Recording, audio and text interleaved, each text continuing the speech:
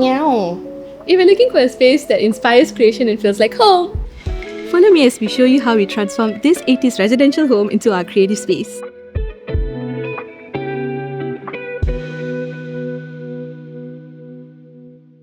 Hi, this is 22 Hub and I'm Vanisha, the co-founder. Welcome to our space. The 22 Hub is a creative house that focuses on creating inclusive and accessible content. So that's anything from multimedia, digital content, to campaigns and exhibitions, etc.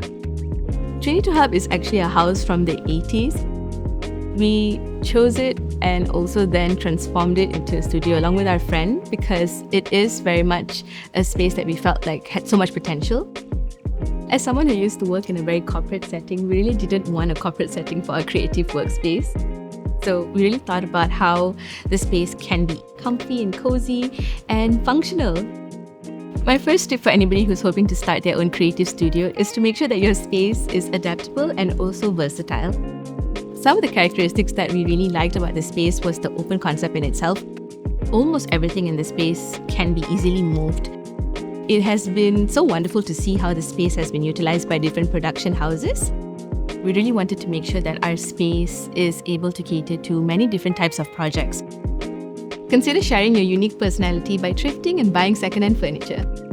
We took into consideration things like colors, and by the way that we furnished it, and plants because, oxygen baby, but also importantly, they look great. And so most of our furniture is actually thrifted and second-hand.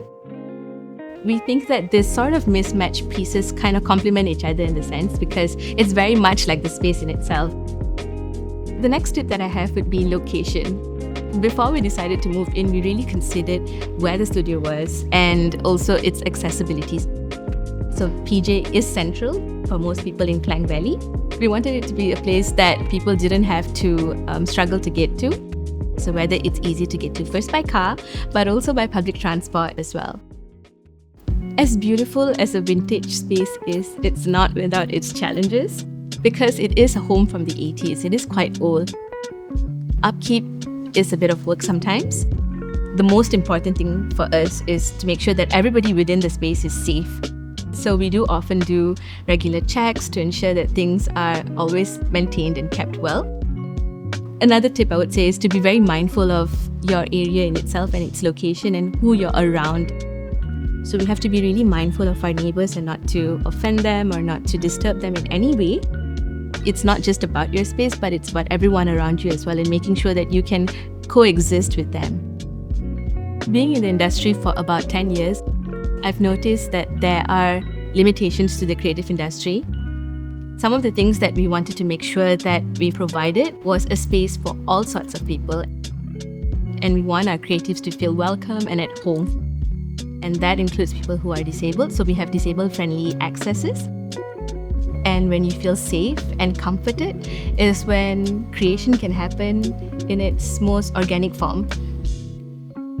Having a space of our own has honestly been such a dream come true for me because it was us seeing a way to fill the gaps in the creative industry in our own special way. I know that our story isn't very common, but I hope this story inspires you and maybe help you to get started on your own journey.